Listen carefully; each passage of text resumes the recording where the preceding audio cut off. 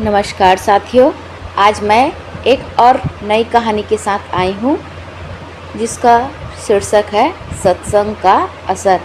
अब ये सत्संग का असर किस प्रकार होता है ये तो कहानी सुनने के बाद ही आपको पता चलेगा।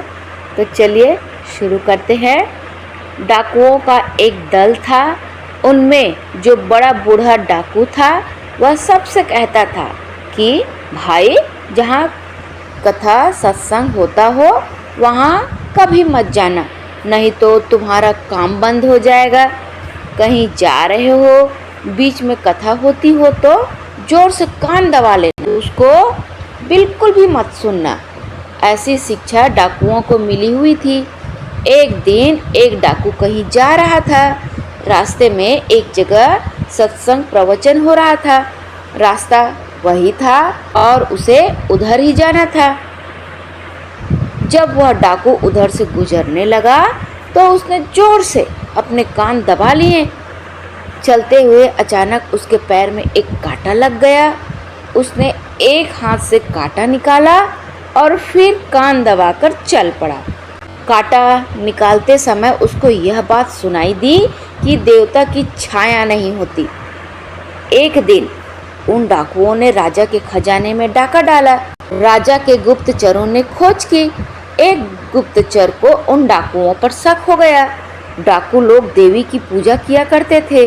वह गुप्तचर देवी का रूप बनाकर उनके मंदिर में देवी की जो प्रतिमा थी उसके पास खड़ा हो गया। जब डाकू लोग वहां आए तो उसने गुस्सा होकर डाकुओं से कहा कि तुम लोगों ने इतना धन खा लिया पर मेरी पूजा नहीं की, मैं तुम सबको खत्म कर दूंगी। ऐसा सुनकर वे सब डाकू डर गए और बोले कि क्षमा करो, हमसे भूल हो गई, हम जरूर पूजा करेंगे। अब वे धूप दीप जलाकर देवी की आरती करने लगे।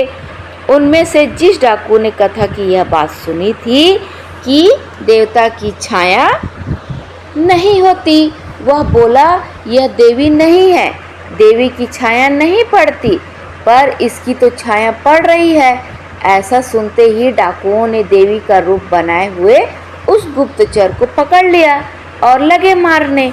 वे बोले कि चोर तो तू है, हम कैसे हैं, हमने चोरी की ही नहीं। वह गुप्तचर वहां से भाग गया। सत्संग की एक बात सुनने से ही डाकू पर ऐसा फर्क पड़ गया। तो सोचो, यदि हम सत्संग में नियमित रूप से जाएं तो हमारी जीवन की काया ही पलट सकती है।